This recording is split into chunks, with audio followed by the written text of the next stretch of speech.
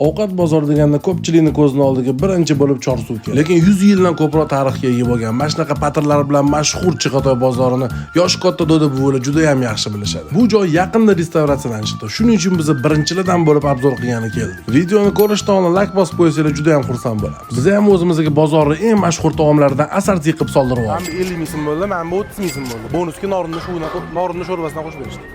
Shuna tilim sepib chiqib ketdi aka. Qanaqa pasta, qanaqa pizza, fast food, mana shunaqa joylarga kelmaydimi? Menimcha katta okaxonlar ham ertalab bomdoddan kelib mashtaga kelib ketishadi.